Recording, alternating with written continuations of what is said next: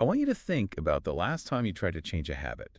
Maybe uh, drinking more water or trying to stop looking at your phone right before bed. Mm-hmm. At the end of the week, you probably look back and thought, yeah, I did pretty good. Or, man, I was terrible. We all do that. It's sort of the vibe check approach to self-improvement. Right, the vibe check. Hmm.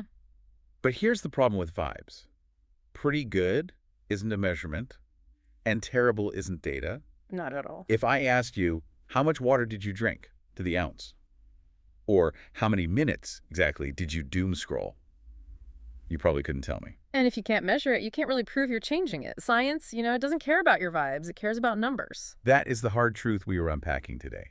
We're doing a deep dive into a world where vibes are strictly forbidden, the world of the registered behavior technician, or RBT. It's such a fascinating field. RBTs are the frontline workers in applied behavior analysis, ABA. They work directly with clients, often kids with autism or other developmental delays, and their job is incredibly complex. It seems so. But the source material we're looking at today, it's a comprehensive study guide for the RBT exam. It really highlights one specific part of their job that I think applies to almost everything. Being a human data collector. Basically, yeah.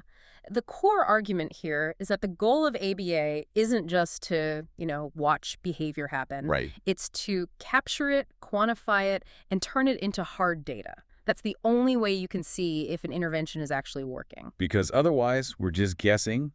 He seems better is a really dangerous thing to say when you're dealing with someone's development. Oh, it's reckless. We have a lot to cover here. We're going to talk about how you catch every single second of a behavior, how to sort of cheat scientifically when you can't, and then we really need to talk about the ethics of this. Because holding that clipboard, it comes with a lot of power. It really does. So, let's start with the gold standard. The study guide calls it continuous measurement. This is exactly what it sounds like. I mean, continuous measurement means you are recording every single instance of a behavior during your observation period. So you're not sampling. No sampling, no guessing. If it happens, you write it down. That seems like the obvious way to do it. If I want to know how many times a kid kicks the table, I just I count the kicks. For behaviors with a clear start and end, sure, that falls under what we call frequency. 1, 2, 3 kicks. Simple. It seems simple, but there's a trap here the study guide warns about, and it's the difference between count and rate. Wait, isn't rate just the speed of the counting? Not quite. Think about it this way. If I tell you a client hit their head 10 times, is that a lot? Sounds like a lot, yeah. Does it? What if I told you that was 10 times over the course of a 12-hour day? Oh, okay, that's less than once an hour. Right. Now, what if I told you it was 10 times in a 5-minute session? Okay, that's the crisis. That's an emergency. But the count was the same. It was 10 both times. Yeah. This is why rate is superior. Rate is the count divided by the time. So 10 hits in 5 minutes is 2 hits per minute. Exactly. Now you have a standardized number that tells you the true intensity. That makes a huge difference. If you just wrote 10 in the client's file, the BCBA would have no idea if they needed to rush over there or just monitor it. The RBT is the eyes and ears. If the data lacks context, the supervisor is flying blind. The guide mentions some tools for this because, walking around with a clipboard making hash marks while a child is running around is difficult. It's nearly impossible to do that naturally. You don't want the child to know they're being watched like a lab rat. RBTs use clickers, tally counters, or my personal favorite method from the text, the pocket trick. What's a pocket trick? So you put a handful of small items, coins, paper clips, anything in your right pocket. Every time the behavior happens, you just move one item to your left pocket. That is sleek. Very subtle. It allows you to maintain eye contact, play with the child, and stay engaged, all while collecting rigorous data. You just count what's in the left pocket at the end. I love that. Spycraft for behavioral health. But sometimes counting isn't the right move, right? If a child is screaming, one scream isn't descriptive if it lasts for an hour. And that leads us to our next one, duration. If the main concern is how long a behavior lasts, counting is useless. You need a stopwatch. The example in the notes is a tantrum. It's a classic example. If a child has one tantrum a day, the count is always 1. Right. But if last week that tantrum lasted 45 minutes and this week it was only 5 minutes, you've made massive progress. Frequency data would miss that entirely. You'd be so discouraged. You'd look at the chart and say, he's still having a tantrum every day. Nothing is working. And you might stop a therapy that was actually incredibly effective. Now, there are two other types of continuous measurement here that I found really interesting because they deal with time, but in a different way. Latency and IRT. These are subtle, but they tell you a lot about processing. Let's start with latency. Latency is basically reaction time. It's the time between an instruction, what we call the SD, or discriminative stimulus, and when the behavior starts. Whoa, hang on. Discriminative stimulus. That is a mouthful. Break that down. Yeah, I know. In plain English, it's the demand, the instruction. So like when a teacher says, sit down. Exactly. So the teacher says, sit down. The student stands there, looks at the ceiling, picks their nose, and then finally sits down 10 seconds later. That's the latency, the 10 seconds. 10 seconds. Why do we care about that? I mean, he sat down eventually. In a classroom, maybe. But imagine a fire drill. The alarm goes off. That's the SD. If the latency is 10 seconds, that's a safety issue. Or if you're building fluency in math, you don't want a kid staring at 2 + 2 for a minute before saying 4. You want to shorten that latency. Got it. Yeah. So latency is the pause before the action. What's IRT then? In a response time? IRT is the pause between actions. It's the gap. The gap. Think about a conversation. I ask you a question, you answer. Then I wait, and then ask another question. That awkward silence, that's a long IRT. That's painful just thinking about it. It disrupts the flow. We track IRT when we want to adjust the pacing. For example, some children eat dangerously fast. Bite, swallow, the IRT is near 0. The goal would be to increase the IRT, make them put the fork down. Or conversely, if a student is doing a worksheet and they do one problem, look out the window for 5 minutes, then do the next. You want to decrease the IRT to get them into a flow state. Okay, so that's continuous measurement. We're catching everything, counts, duration, gaps. It sounds perfect. It sounds rigorous. But let's be real for a second. Reality is messy. If you're a teacher with 30 kids or an RBT with a small group, you cannot possibly hold a stopwatch for every kid's behavior every second of the day. You'd lose your mind. You would, and you wouldn't be able to actually teach because your nose would be buried in a data sheet. So what do you do? Just give up on data? No. We cheat. Well, we cheat scientifically. We use what's called discontinuous measurement. Scientific cheating. I like the sound of that. It's essentially sampling. We accept that we can't watch every second, so we break the session into intervals, little blocks of time, and we follow specific rules to estimate what's happening. The guide lists 3 main ways to do this, and honestly, they feel a bit like rules to a board game. Partial interval, whole interval, and momentary time sampling. They are like rules to a game, and if you pick the wrong rule, you lose. Let's look at partial interval first. Okay. In partial interval, you break the time into chunks, say 10-second intervals. The rule is, did the behavior happen at any point in that 10 seconds, even for a split second? So if a kid taps a table just once in that 10 seconds, it's a yes. And if he taps for the full 10 seconds, it's also a yes. Correct. Doesn't that make the behavior look bigger than it is? If I just tap the table once, but I get a yes for the whole interval, aren't we inflating the numbers? We are. Partial interval consistently overestimates behavior. It's a hair trigger measurement. Then why would we want to use it? Why would we want bad data? Well, think about dangerous behaviors. Hitting, biting, self-injury. Do you want to risk missing those? No. It's like a smoke alarm. You'd rather the alarm go off when there's a little burnt toast than have it not go off when there's a real fire. We use partial interval for behaviors we want to decrease because we want to catch every glimmer of them. We'd rather be hyper-aware. Okay, that makes sense. High sensitivity for bad stuff. Yeah. So what about the opposite? Whole interval. Whole interval is the high bar. You only mark yes if the behavior happens for the entire duration of the interval. If the interval is 20 seconds and the child stays seated for 19 seconds but stands up at the very end, That's a no. that is a no. Wow, that seems harsh. It is harsh. It underestimates behavior. But we use this for skills we want to build, like endurance. If we want a child to learn to sit independently or stay on task, we don't want mostly on task. We want solid, continuous engagement. So if the data says yes on a whole interval graph, you know that behavior is rock solid. Exactly. You can trust it. Then there's the third one, which feels the most random. Momentary time sampling. A pop quiz. Yeah. This is where you set a timer, say, for 5 minutes. The timer beeps, you look up. Is the behavior happening right now? Not 5 seconds ago. Not 5 seconds from now. Right. Now. Isn't that just luck?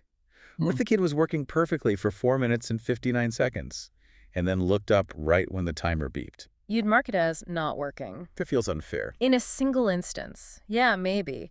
But over the course of a week or a month with hundreds of samples, the data evens out. It gives you a surprisingly accurate snapshot. And the benefit? The benefit is that the teacher can actually teach during those 4 minutes and 59 seconds without worrying about data. It frees up the human to be a human. It's the most practical for a busy classroom. By far. There's one more category here that I think parents rely on the most, often without even realizing it. Permanent product. Ah, yes. The evidence left behind. This is where you don't watch the behavior at all. You just look at the result. A completed math worksheet, a clean room, a made bed. It's great because it requires zero observation time. The RBT can be doing something else entirely while the client works. But there's a catch. Oh, there is a massive catch. We call it the invisible process. Sounds like a mystery novel. It kind of is. If you come back and the math worksheet is done, do you know how it got done? I assume the student did it. Did they? Or did they copy off their neighbor? Did they use a calculator when they weren't supposed to? Or, did mom get frustrated and fill in the answers for them? Right. If the goal is independent math and mom did half the problems, your data says he knows math, but the reality is mom knows math. And that leads to a failed intervention. You advance the child to harder math, and they crumble because they never had the foundational skill. You only use permanent product if you're absolutely sure the product reflects the behavior. This whole discussion about what counts and what doesn't, it brings us to a really fun and frustrating part of the RBT world. The language. Operational definitions. We speak in such vague terms in real life. He was being a brat. She was acting out. He was aggressive. In my field, those words are banned. They're useless. Why? I mean, everyone knows what aggressive means. Do they? If I say the child was aggressive, what do you picture? I picture maybe punching someone. I might picture them yelling loud insults. Someone else might picture them throwing a pencil. If 3 of us are tracking aggression and we all have different movies playing in our heads, our data is garbage. So how do you fix that? We have to operationalize it. Yeah. We describe what the body is doing. It has to be observable and measurable. Let's play a game. I'm going to give you a vibe check description, something a frustrated parent might say, and you translate it into RBT speak. I'm ready. Okay. He was being totally disrespectful. Ooh, that's a judgment, not a behavior. I would translate that too. The client rolled his eyes, crossed his arms, and vocalized no when given an instruction. Okay, that paints a much clearer picture. How about this one? He's really lazy today. Lazy is a classic label. I'd strip that down too. The client remained seated and did not initiate the task for 10 minutes after the prompt. It sounds so clinical. Did not initiate task. It is clinical, but it's also fair. Lazy is an insult. Did not initiate task is a fact. It removes the blame. We aren't judging the child's character. We are measuring their actions so we can help them. So we've got our definitions, we've used our clickers or our intervals, and now we have this pile of numbers. What happens next? Now we have to make it visual. We graph it. Is that really necessary? Can't we just look at the numbers? Human brains are terrible with raw numbers, and we're even worse with memory. There's a psychological bias where we tend to remember the peaks, the really bad days, and the ends, how the week finished. Right. We forget the slow, steady progress in the middle. So I might think a kid is getting worse because he had a meltdown this morning, even if he had 4 great days before that. Precisely. The graph doesn't have emotions. It just shows the trend line. Is it going up? Is it going down? Is it flat? The RBT's job is to update that graph so the supervisor can look at the trend, not the feeling of the week. This brings us to the final, and I think the heaviest part of this deep dive, the ethics of it all. The source material uses an analogy that really stuck with me. The broken thermometer. It's the perfect metaphor. Yeah. Imagine you have a sick child, you take their temperature, and the thermometer says 98 degrees. You think, oh, they're fine. Right.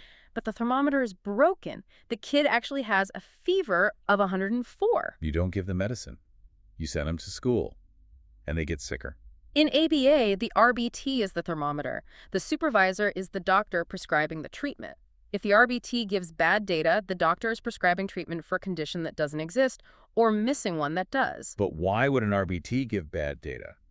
They're there to help, right? It's usually not malicious, it's pressure. Imagine you're working with a family. You love this kid, the parents are exhausted, they ask you at the door, did he have a good day? You want to say yes. You desperately want to say yes. You don't want to tell them, actually he hit me 40 times.